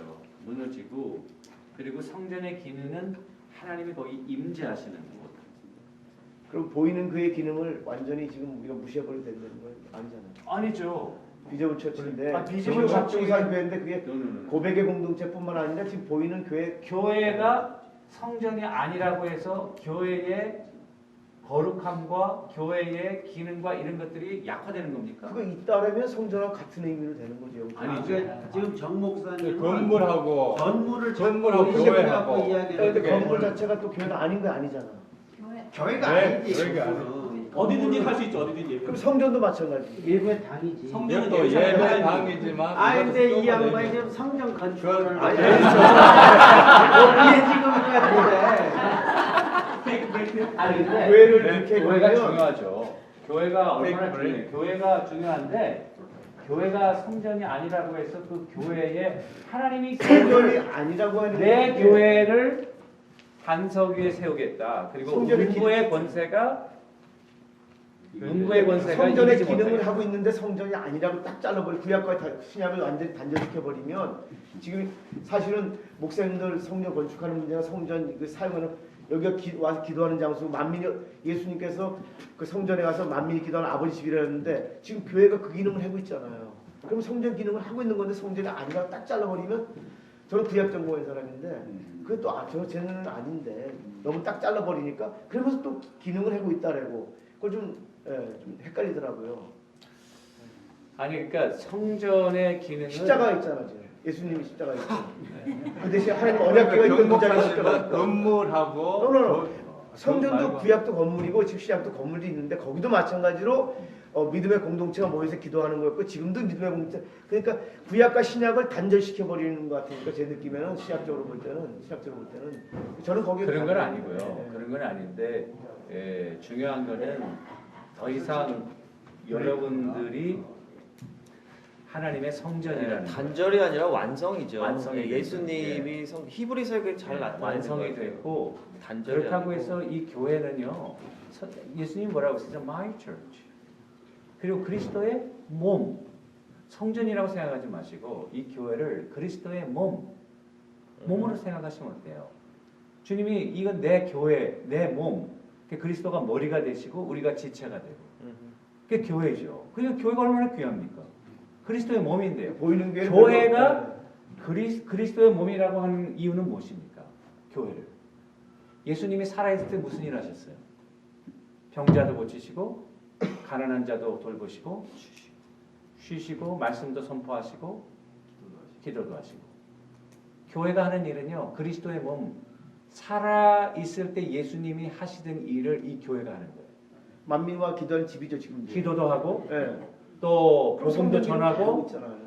전도도 하고 선교도 하고 그 일을 위해서 교회를 세워주신 거예요. 그러니까 이 교회가 얼마나 귀합니까? 그럼 김동훈 목사님처럼 교회를 안 짓고 그냥 모이는 공동체 그냥 근데 그 교회는 안 짓지만은 보이지 않는 교회를 짓고 있는 거죠. 아니 저기 아니 저 단어 사용을 네. 교회 건물하고 교회하고 지금 나는 교회 건물도 교회라고 봐요. 비저블 처치고 그다음에 사람의 공동체는 모이는 고백의 공동체는 인비저블 처치인데 건물은 비저블 처치가 아니. 비저블 처치죠. 아니죠. 공동체 자체가 비주얼. 이게 인비주얼이고 공동체 자체가 인비주얼이고 이 건물 자체가 인비주얼이고 건물이 비주얼. 구약을 너무 열심히 공부하셔가지고 그거부터 해결하면 아 근데 건축 차이가 우리 개인 신앙하고 개인 네. 신앙이 나중에 하세요. 그거랑 구분을 좀 합시다. 비저블 처치가 뭐예요? 비저블 처치가 뭐예요? 그건 좀더 있다. 인비저블 처치는 뭐? 정 목사님 나 요거 조금만 하면 끝나거든. 요거 끝나고 우리 같이 한번 또 하자고. 그래서 신앙 고백만 하나 할게요. 그다음에 그리고 이제 금방 마칠게요. 신앙 고백은 초대교회 그 신앙 고백이 성경에 보면은 산발적으로 이렇게 성경에 흩어져 있습니다. 신앙 고백이요. 그래서 먼저 제자들이 주님한테 신앙 고백했고요. 마태복음 16장 16절 베드로의 신앙 고백. 저는 그리스도시요 살아계신 하나님의 아들입니다. 사도 바울이 유대인을 전도할 때 사도행전 9장 22절 보니까 사울은 힘을 더얻어 예수를 그리스도라 증인하여 다메섹에 사는 유대인들을 당혹하게 하니라. 그러니까 그리스도를 주로 선포한 거예요. 아주 초대교회의 그 캐리그마 에센스가 예수를 그리스도라고. 근데 이게 대상이 누구예요? 유대인들에게. 이방인들은 그걸 모르니까 그렇게 신앙 고백을 한 거고요. 또 로마서 10장 9절 중요한 신앙 고백이 그대로 들어와 있습니다. 코테이션 돼서 들어와 있습니다. 내가 만일 내 입으로 예수를 누구로? 주로. 왜 메시아라고 안 그랬을까요? 이방인 세팅이에요. 로마서니까. 만일 내 입으로 예수를 주라 시인하며 하나님께서 그를 죽은 자 가운데서 살리신 것을 네 마음에 믿으면 구원을 얻으리라. 신앙 고백입니다. 그래서 Jesus is Lord. 신앙 고백이고요. 또 고린도후서 4장 5절 우리는 우리를 전파하는 것이 아니라 오직 그리스도 예수의 주 되신 것과 여기는 그리스도 예수 그리스도란 말은 메시아예요. 이게 다 합했어요. 그리스도 예수의 주 되신 것을 선포한다. 고린도전서 12장 3절 성령으로 아니하고는 누구든지 예수를 주라 시인할 수 없다. 예, 신앙 고백은 초대교회의 예배 세팅에서 이루어지는 거예요. 이게 예배 세팅에서 특별히 새롭게 예수를 믿은 자들 세례 받을 때 이런 신앙 고백을 해서 지금도 세례 받을 때 1번 질문 당신은 그리스도께서 당신의 구주 되신 것을 믿습니까? 이렇게 고백합니다. 그래서 그 예배 세팅에서 자기의 신앙 고백하는 것이 신약 성경의 중요한 그런 아주 에센셜한 파트의 사도 바울이 그걸 그대로 인용하고 있다는 것이고요. 침례교사는 사도신경 같은 거 안 하잖아요. 요즘. 사도신경, 예. 신앙 고백. 성경에 들어있지 않다 그래서 안 하는 것 같은데. 침례교사는. 예, 그런데 여러분 그 세례자들의 신앙 고백은 이게 사실은요 사도신경의 형태입니다. 그런 초대교회 문헌에 잘 보존되어 있어요. 초대교회 문헌에 성경이 없지만 저스틴 마터 100년에서 150년경 사람이에요. 주후 100년 150년. 요한복음하고 당대 사람이에요. 거의. 거기 보면은 또 히폴리투스 오브 롬 이레니우스 같은 사람. 초대교회 교부 이레니우스는 130년에서 200년 AD. 저스틴 마터는 100년에서 165년. 히폴리투스 롬은 215년. 이게 세 가지 형태로 되어 있어요. 당신은 전능하신 하나님을 믿습니까? 네, 믿습니다. First. credo. 두 번째, 당신은 하나님의 아들 예수 그리스도께서 성령으로 잉태하시고 동정녀 마리아에게서 나시고 빌라도에게 고난을 받으시고 십자가에 죽으시고 장사한 지 사흘 만에 죽은 자 가운데서 다시 살아나셔서 하늘에 오르사 전능하신 하나님 오실 것을 믿습니까? 네, 믿습니다. I believe. 라틴어로 하면 credo. 세 번째 질문, 당신은 성령을 믿으시며 성도가 서로 교통하는 것과 몸이 다시 사는 것을 믿습니까? 네, 믿습니다. 그래서 이 사도신경은 성부, 성자, 성령에 대한 신앙 고백인데 성경에는 없지만 여러분 저스틴 마타나 이레니우스나 히폴레투스 1세기, 2세기의 교부들이 믿은 건요. 이거는 믿어야 돼요. 이거를 안 믿으면 어떡합니까?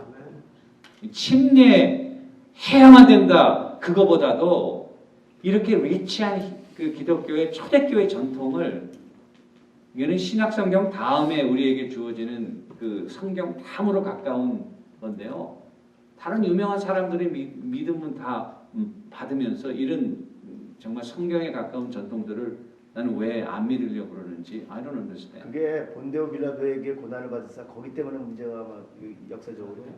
왜냐면 사실 본데오 빌라도가 고난 준 거 아니잖아. 유대인들이 한 건데 그게 이제 공회에서 그걸 그렇게 해놨기 때문에 자기들 그 역사적으로 이 사도신경을 받는 사람들과 안 받는. 그런데 결국 본디오 빌라도 손에 빌어서 고난을 받으셨죠. 그렇지만 유대인들이 장로들과 대제사장들이 죽이기로 해달라고 막 외치고. 그렇지만 하나님이 죽이기로 하신 거죠. 그때. 그러니까 그 고백이 들어가는 하나님이 대신에 예수님을 죽이로 이 땅에 보내신 거죠. 그렇죠. 아멘. 자기들은 빼놨으니까. 그러니까 써도 그만 안 쓰고 그만이잖아. 성경 없는 거니까. 그래서 시간이 많이 지났으니까요. 제가 설교도 있는데 그거 좀 스킵하고요. 마지막 부분에 그 초대교회 특징만 조금 얘기하고 마칠게요. 네, 특징인데 여러분들 의견은 어때요? 초대교회 예배의 특징이 어땠을 것 같아요? 모이고 먹고. 기쁨, 감격. I think it's the good part. 모이면요 기쁘고 감격이 있어야 돼요. 예배 때요. 그 초대교회 프린시플을 여러분들의 예배에 적용하는 거예요. 여러분들의 예배 어때요? 주일날 사람들이 인상 팍 쓰고 1년 동안 일주일 동안 찌들었던 그런 마음으로 오면은 여러분들도 같이 찌들어. 그러면 안 되죠. 예배에 와가지고 그런 것들이 녹아져서 그런 그들의 삶의 애환, 고통 있는 것들이 성령의 능력으로 기쁨으로 변화되는 초대교회 예배가 그래요. 그러니까 그 아주 그 컴포넌트 또 회복 그것도 기쁨의 조금 다른 차원에서 또 하나는요 Christ-centered worship 예수 중심적인 예배였어요. 찬송 보세요. 예수님 찬양하는 거예요. 기도 보세요. 구속의 은혜를 감사하는 거예요. 말씀 보세요. 말씀은 얘기하지 않았지만은 말씀도 보면은 구속사적인. 그러니까 이 기독교는요 그리스도 중심적인 예배가요 그리스도 중심적인 예배가 돼야 된다는 거죠. 초대교 예배 특징이에요. 지금은 어때요? 목사 중심적인 예배, 찬양팀 중심적인 예배. 교인들의 화풀이 장소. 그렇지만은 하여튼 이 설교자의 설교, 찬양팀의 찬양, 이 모든 것들이 그리스도 중심적인 그런 신앙 고백이 있어야 된다는 거죠. 굉장히 중요한 예배 가운데 임재하시는 주님, 신앙 고백은 바로 주님을 우리의 구주로 고백하는 신앙 고백. 예수님의 이름으로 기도하고 마라나타 성찬신 가운데 임재하시는 주님 찬양 기도 이 예배를 보면요 이 크리스토로직한 컴포넌트가 so rich. 그런데 우리는 좀 그게 멀어지는 가능성이 있어요. 목사님들이 설교하실 때도 그런 것들을 늘 생각하셔야 돼요. 두 번째는 성령의 자기장 속에서 일어나는 기쁨과 감격의 축제, 회복의 축제. 그 기쁨과 감격과 그 회복의 축제는 성령의 역사. 초대교회 역사는요. 사도 바울의 교회 개척한 교회의 문제는 성령이 없어서가 문제가 아니라 성령의 은사가 넘쳐가지고 문제가 났어요. 그리고 또 성령의 은사를 소멸하지 말라고. 성령의 그 역사를 소멸하지 말라고. 그러니까 예배 가운데 그 성령님의 임재와 역사는 굉장히 중요한 것 같아요.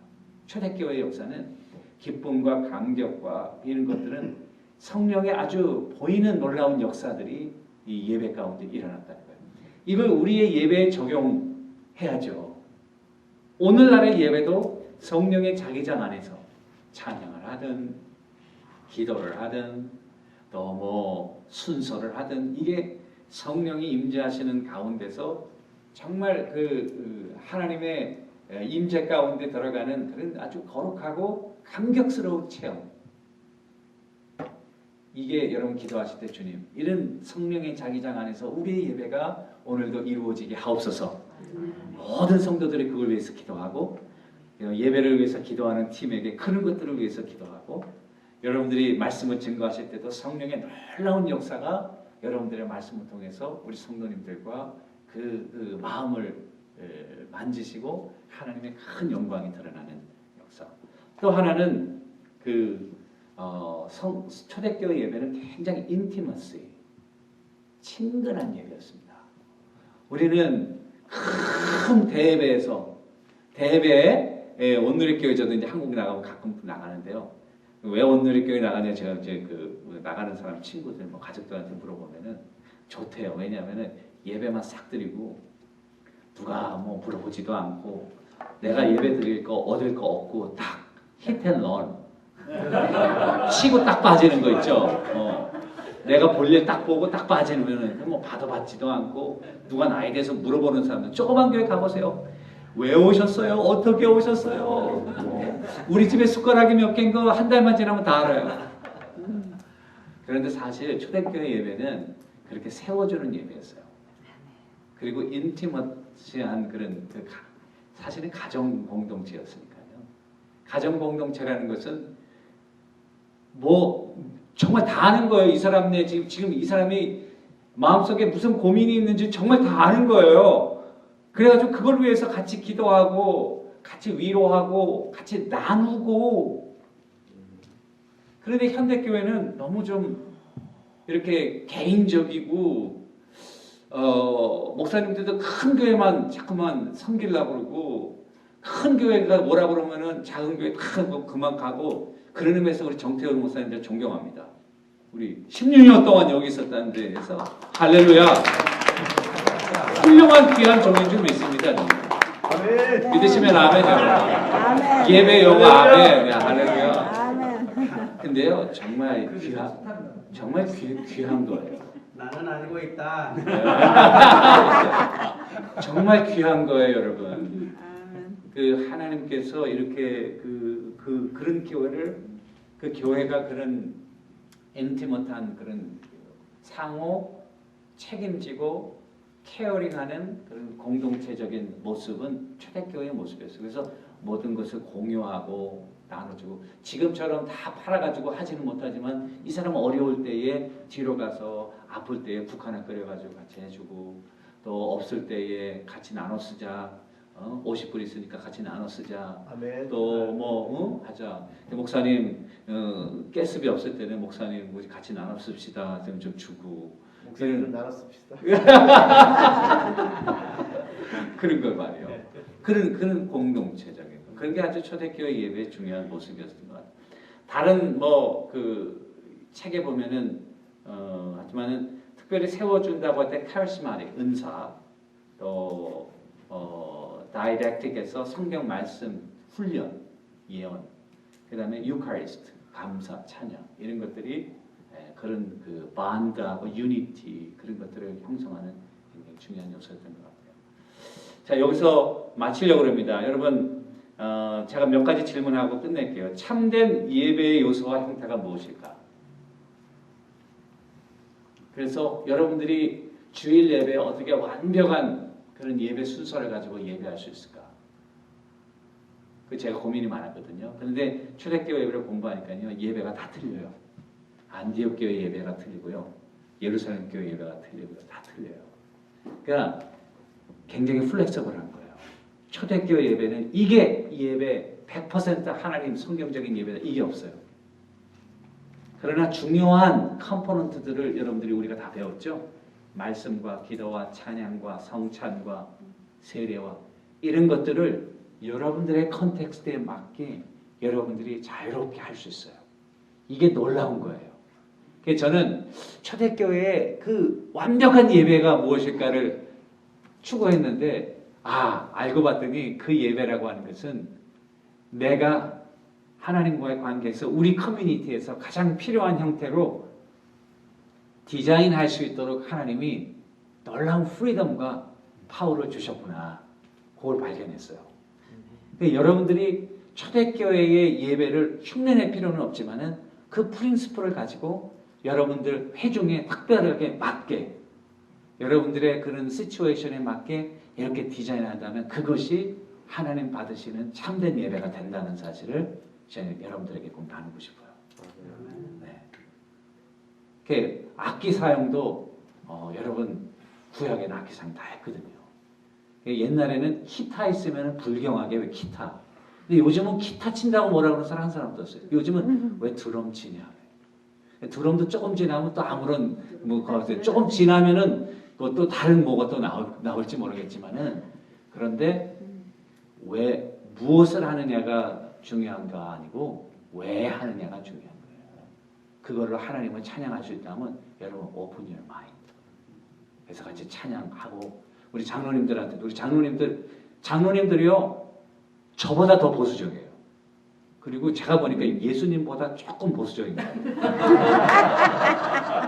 나보다 보수적인 건 있어 오케이. 근데 예수님보다 더 보수야. 그거는 좀 문제지.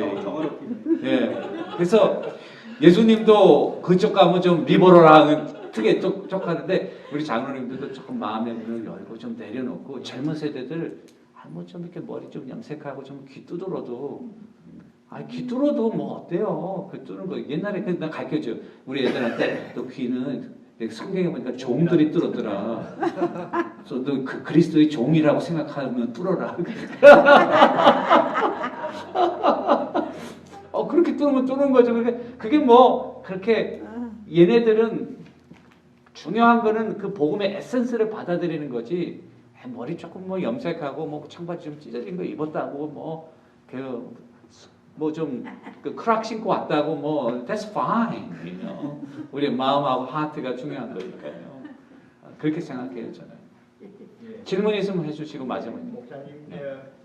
끝나기 전에 참고로요. 네. 참고로 우리 목사님들이 앞으로 물론 예루살렘은 다 이제 방문하셨겠지만 안 했습니다.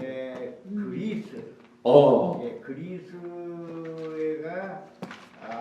우리 그 성지가 굉장히 많습니다. 많죠. 이 사도 바울. 사도 바울의 그 그리스 많죠. 3차 여행을 할 때 제일 먼저 들린 것이 터키는 이제 초대. 네, 터키도 있고 빌립보, 데살로니가, 고린도, 롬 그거 다 저기죠. 제가 그리스를 한 2주간 자동차로 쭉 이렇게 자동차로 다니셨어요. 대단했어요. 영국에도 가가지고 왼쪽으로 고린도 교회가 사도 바울의 그 예배받던 그 장소가 없어요. 흔적이 없고 거기는 이제 창녀들이 많이 했던 그 항구니까 이제 그게 있고 카나리에 아주 있고요. 고린도 교회와 또 제가 인상 깊었던 것은 데살로니카도 항구예요. 그런데 현재 사도 바울 선생님의 교회 흔적은 그리스에서 데살로니카밖에 없어요. 근데 거기 이제 한국 위에 성이 있는데 성 옆에 폴의 그 템플이 있어요. 그리고 거기서 이제 바울이 예배받던 그런 교회가 있는데 이제 그리스는 원래 우리 그 신교 이것이 없기 때문에 오도독스로 돼 있거든요. 교회가 안 크고 아주 조금 합니다. 그래 거기하고 그 다음에 필리핀. 빌립보 교회. 필리핀 헬라어로 필리핀인데 거기는 지금 3차 여행에서 사도 바울 선생님이 맨 먼저 유럽을 디뎠던 곳이 그렇죠. 빌립보예요. 네, 첫 맨 도성이죠. 먼저. 네, 첫 도성. 그래서 그곳에는 현재 그 성경에 나오는 감옥, 네, 감옥. 신라와 네, 감옥.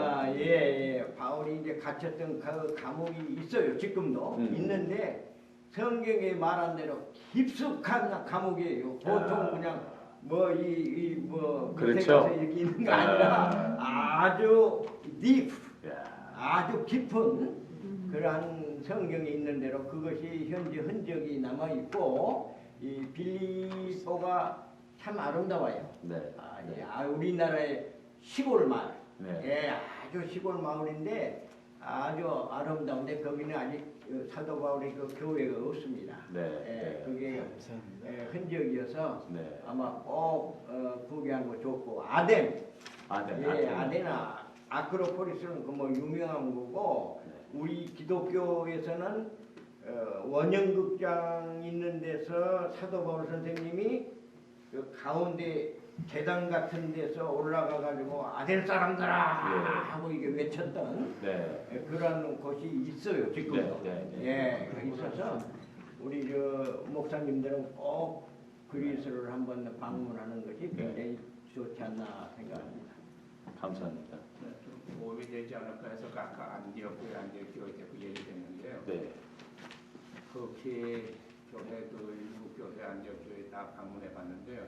남아 있는 거는 안디옥 교회밖에 없습니다. 그렇습니까? 다른 교회는 집터도 찾을 수가 없을 정도로 희미하고요. 근데 안디옥 교회 우리 서울로 얘기하면은 서울에 남산 있잖아요. 큰 산 하나 있는데 그것이 그 안디옥 도시를 다 바라볼 수 있는 가운데 높은 산이 하나 있어요. 그 높은 산 중턱에 아주 아름다운 지역입니다. 바위들이 많고 그 안에 그저 동굴이에요. 이 교회를 얘기하면은 그래도 한 7, 8분의 1 정도 될까. 조그만한 동굴에 그 동굴에 서서 이렇게 보면은 안디옥 시가가 다 바라보이고 지중해가 다 바라보이고요.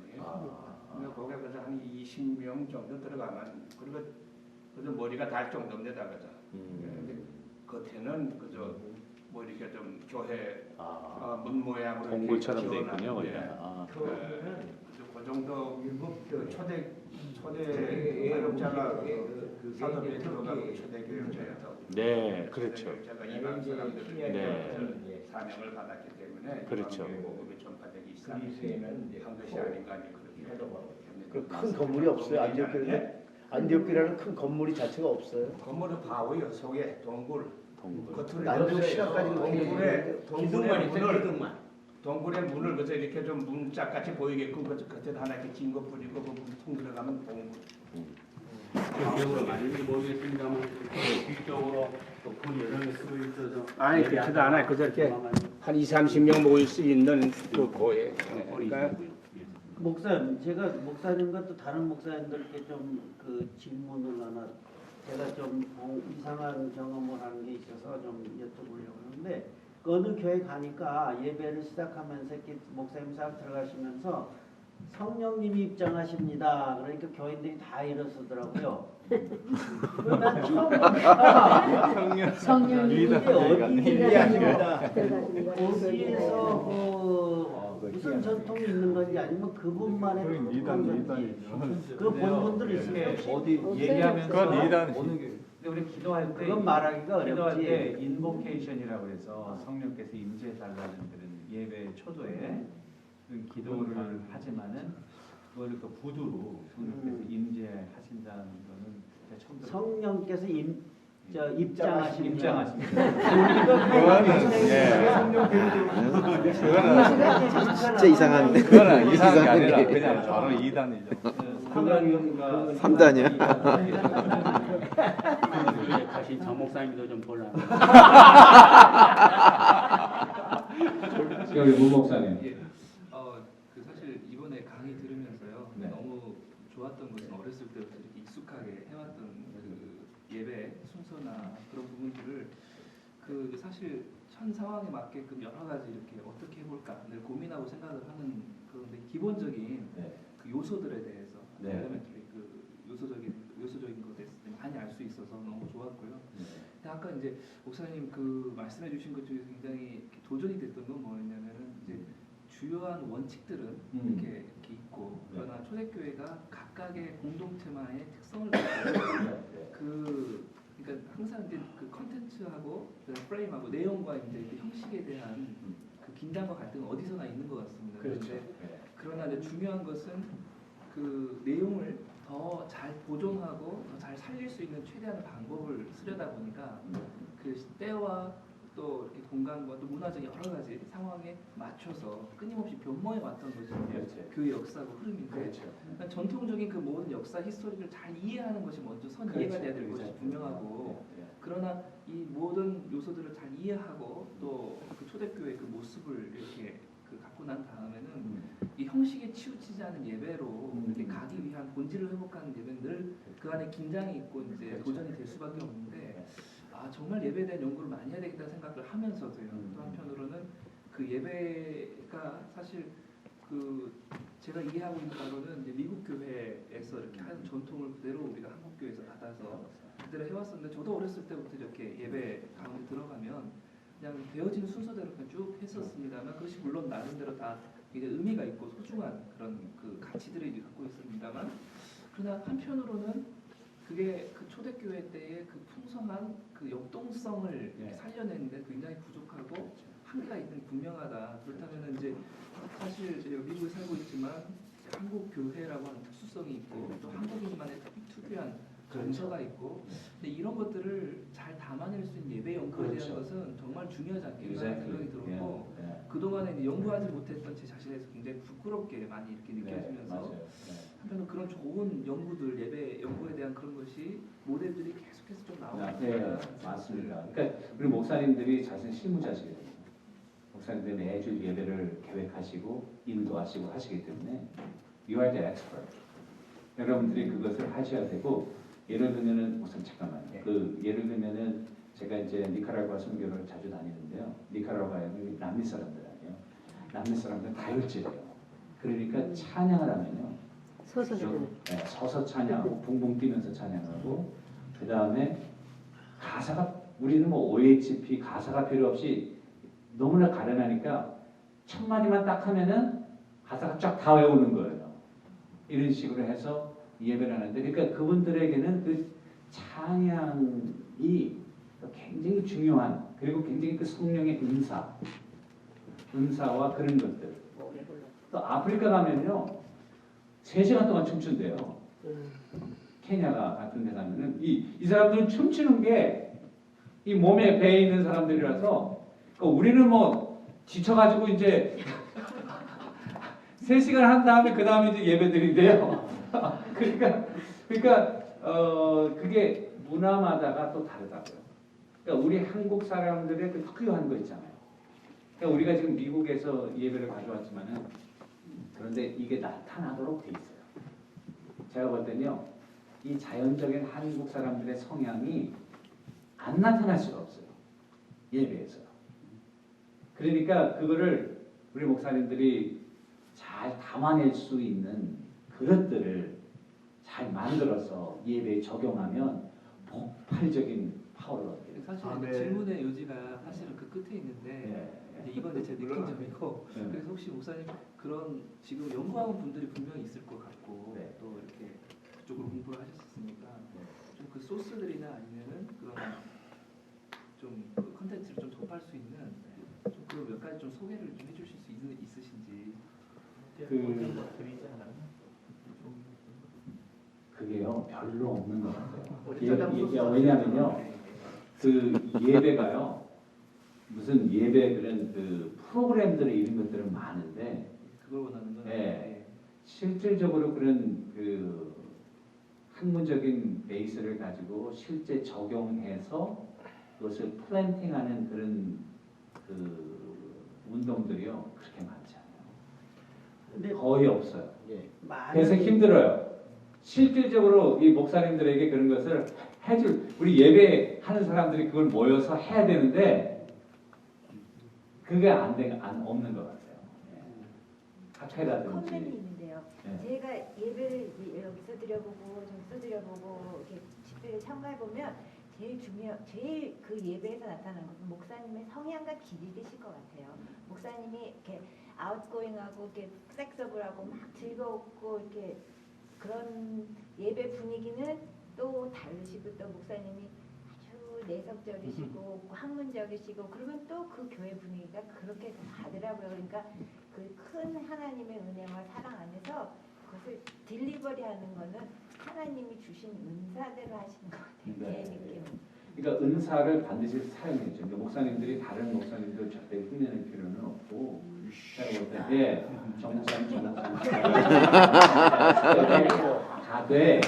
가되 중요한 거는 전체적인 분위기는 한 목회자에 의해서 그렇게 되는 것보다는 제가 볼 때는 전체 예배의 분위기가 축제와 감사의 성령의 그런 은혜 가운데 들어가는 그 분위기로 같이 이렇게 만들어가는 게 더 중요한 것 같아요. 그러니까 한 사람에 의해서 그러니까 목사가 바뀐다든지 그 리더가 바뀌면 그 리더에서 예배 분위기가 바뀌지 말고 어떠한 사람이 어떠한 성향에서 오든지 예배 전체는 하나님의 기쁨과 감사의 그런 성향이 될 수 있도록 그런 그 마인드를 가지고 자기의 은사를 그런 방향으로 디벨롭해 나가는 게 되게 좋지 않을까 생각해요. 저는 지금 염려가 다 되는 것이요. 요새 우리 한국교회 주위에서 보면 교회에서 북치고 장구치고 하는 거 저는 좋아하지 않거든요. 옛날 사람이 돼서 그런지는 모르지만은 막 교회에서 그냥 드럼치고 막 장구치고 하는 거 이건 저는 아주 안 좋게 생각해요. 그 다음에 또 하나는 어느 교회를 갔더니 예배 보면서 영화를 상연해요. 영화를.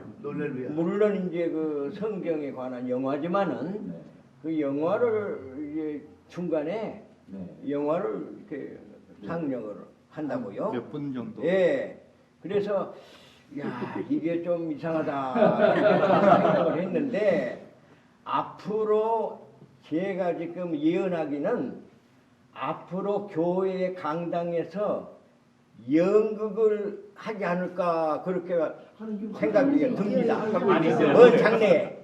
왜냐하면은 예외에 그 일주일 동안 준비해가지고 강대상에서 이제 그 연극을 하는 거야. 예, 예배 시간에 그거를 앞으로 대중화 되지 않을까 하는 그 상상을 해봐요, 제가요. 예, 지금 이대로 이렇게 진보적으로 나간다면, 그러면 염려는 뭔고 하니 설교자가 중심이 안 되고 이 말씀이 중심이 안 되고 그 옆에 있는 간접적인 그것도 물론 영화도 춤도 모든 게 이렇게 그 하나님께 영광을 돌릴 수 있는 거지만 이 설교의 중심이 아니고 말씀의 중심이 아니고 그런 것이 자꾸 이렇게 나면 목사의 권위도 없어지고 목사도 필요 없게 될 것이고 설교도 중심이 되지 않아서 굉장히 염려가 되는데 내가 지금 내 담임 목사님이 정태호 목사입니다. 예, 제 당회장이 정태호 목사인데 주일날이면 그냥 장구치고 가거든. 그게 담임 목사님 권유하시는 거 안심조에 오십시오. 담임 목사님의 그 지도 편달을 잘 받으시면